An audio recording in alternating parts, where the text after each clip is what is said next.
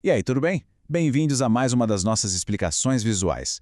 Hoje a gente vai decodificar um daqueles tópicos médicos que são complexos, fascinantes e, infelizmente, bem comuns no dia a dia. Estamos falando da radiculopatia lombosacral aguda.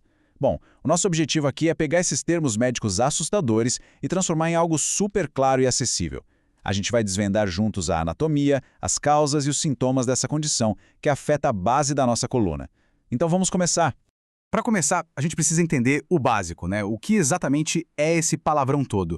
A radiculopatia lombosacral é basicamente uma condição onde um processo patológico acaba comprometendo uma ou mais raízes nervosas lá na parte de baixo da nossa coluna. Trocando em miúdos, é um verdadeiro curto-circuito na comunicação neurológica do corpo.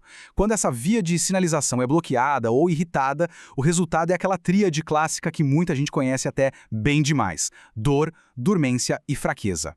Agora, olha só que pergunta intrigante. Uma dor lá no pé pode começar na coluna? A resposta, por mais bizarra que pareça, é um sonoro sim. Esse é o famoso paradoxo da dor referida. Muitas vezes, aquele sintoma que a gente sente lá na ponta do corpo, tipo no dedão do pé ou na panturrilha, é na verdade só o eco de um problema estrutural muito mais profundo, escondido lá na região lombar. E é exatamente essa jornada, sabe? De buscar a raiz oculta do problema que nós vamos traçar hoje. Então, vamos para a seção 1. Anatomia da coluna lombosacral. Para entender o problema, a gente precisa primeiro conhecer o terreno, indo da superfície do nosso corpo até chegar nas estruturas mais profundas lá da nossa coluna lombar e sacral. Imagina a medula espinhal como se fosse a principal rodovia neurológica do nosso corpo. Todas as raízes nervosas lombares e sacrais nascem lá em cima, bem na transição entre as vértebras T10 e L1, que é onde a medula termina no famoso cone medular. Dali para baixo, essas raízes viajam por dentro do canal espinhal, formando o que a gente chama de cauda equina, e começam a se ramificar. Dá para pensar nessas ramificações exatamente como rampas de saída de uma rodovia mesmo, projetadas para levar os sinais elétricos para destinos super específicos lá nas pernas e nos pés. E se a gente der um zoom nessas rampas de saída, nós vamos ver os forames neurais. Eles são umas aberturas bem pequenas por onde os nervos literalmente escapam da coluna. O grande X da questão aqui é observar onde o movimento do nosso corpo acontece. Sabia que cerca de 90 a 95% das radiculopatias compressivas acontecem em apenas 2 níveis? Pois é, em L4, L5 e L5S1. E por que isso? É simples. É lá que acontece a maior parte da nossa flexão, extensão e suporte de peso. É uma área que sofre um desgaste mecânico contínuo absurdo. Seção 2. A fisiopatologia da dor. Bom, já que sabemos onde o problema mora, precisamos entender o que acontece de verdade, lá no nível celular e mecânico, quando uma dessas raízes nervosas sofre alguma compressão. Sabe, é muito comum a gente achar que aquela dor intensa da ciática vem só de um osso ou de um disco beliscando fisicamente o nervo. Mas na real, a história química e mecânica por trás disso é muito mais intensa. Sim, a compressão mecânica causa um inchaço, um edema e uma isquemia local, que prejudicam a transmissão do nervo. Mas a dor ela é igualmente impulsionada por uma inflamação fortíssima. Quando um disco se rompe, ele libera mediadores inflamatórios superagressivos. Isso causa uma verdadeira radiculite química. Essa sopa química afeta direto as fibras nervosas pequenas, tipo as fibras C, que transmitem a sensação de calor, e as fibras A delta. E pior, essa tempestade contínua pode até levar a uma sensibilização central da dor no nosso sistema nervoso. É literalmente um efeito cascata. Chegamos à seção 3, principais causas e etiologias. Agora que a gente já entende os mecanismos da dor, vamos bancar os detetives e investigar quem são os verdadeiros culpados estruturais que disparam toda essa cascata mecânica e química. Antes de apontar os culpados, dá uma olhada nesse número aqui. Estima-se que a chance de um adulto desenvolver radiculopatia lombosacral ao longo da vida seja de 3 a 5%. Pode até parecer uma porcentagem pequena à primeira vista, né? Mas quando a gente aplica isso à população global, caramba, estamos falando de milhões e milhões de pessoas enfrentando essa condição debilitante. É um problema incrivelmente comum. E aqui estão os agressores mais frequentes. O contraste é bem nítido entre uma anatomia normal e as duas condições que mais causam esse problema: a hérnia de disco e a espondilose degenerativa. A espondilose é basicamente o desgaste da idade que acaba criando aqueles esporões ósseos, ou osteofitos, que invadem o espaço do nervo. Mas a grande vilã da história para muita gente é a hérnia de disco, que é quando aquele amortecedor natural entre as vértebras simplesmente falha. Quando a gente fala de hérnia, é super importante ser preciso e diferenciar a protrusão da extrusão discal. Imagina o disco como um pneu de carro cheio de um gel espesso por dentro. Na protrusão, a base da ruptura é mais larga que a cúpula dela. Ou seja, a parede do pneu, o anel fibroso, ainda está parcialmente intacta, ela só deu uma baulada. Agora a extrusão. Aí a coisa complica porque é uma ruptura verdadeira. O material interno vaza e a ponta desse vazamento fica mais larga que a base, parecendo um halter de academia. E se esse material se soltar de vez, a gente passa a ter um fragmento livre passeando pela coluna.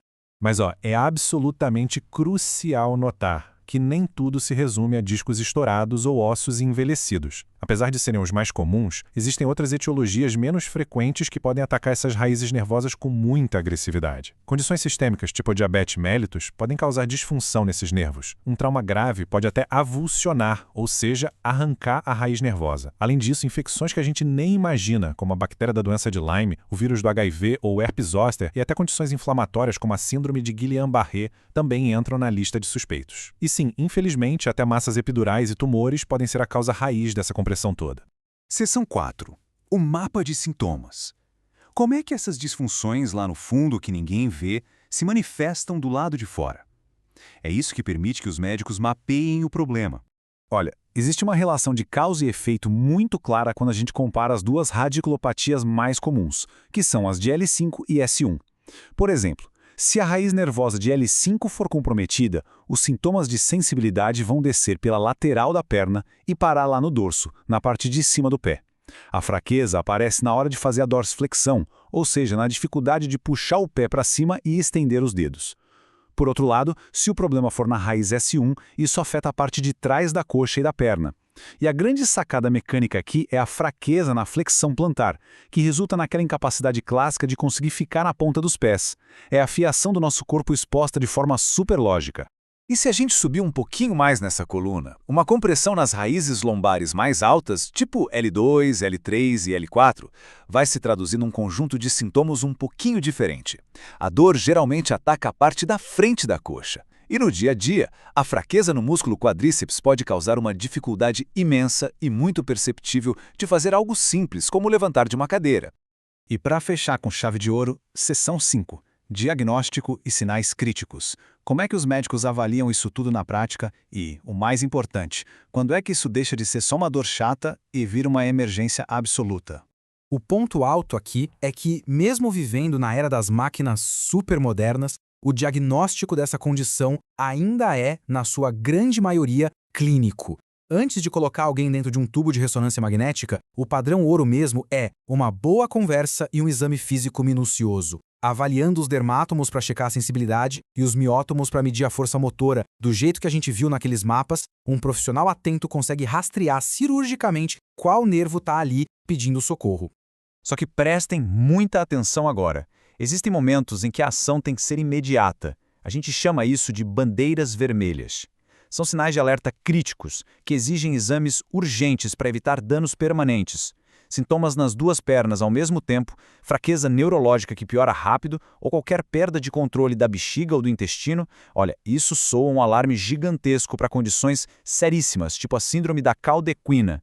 Da mesma forma, uma febre sem explicação, idade acima de 60 anos ou uma dor implacável que só piora de noite, não importa a posição que a pessoa deite, tudo isso exige uma investigação imediata para descartar coisas graves como infecções perigosas ou até tumores. E assim a gente vai chegando ao fim da nossa explicação de hoje, mas eu quero deixar todo mundo aqui com a pulga atrás da orelha. Se a gente sabe que grande parte desse desgaste na coluna está ligado à nossa biomecânica, como será que os nossos estilos de vida modernos, extremamente sedentários, estão acelerando silenciosamente essas mudanças degenerativas? Porque vamos combinar, a nossa rodovia neurológica foi projetada para estar em movimento contínuo e não estacionada numa cadeira o dia inteiro, não é mesmo? Fica aí a reflexão sobre como estamos cuidando da estrutura que sustenta o nosso corpo. Muito obrigado por acompanharem, espero que esse papo tenha sido fascinante e a gente se vê na nossa próxima explicação visual.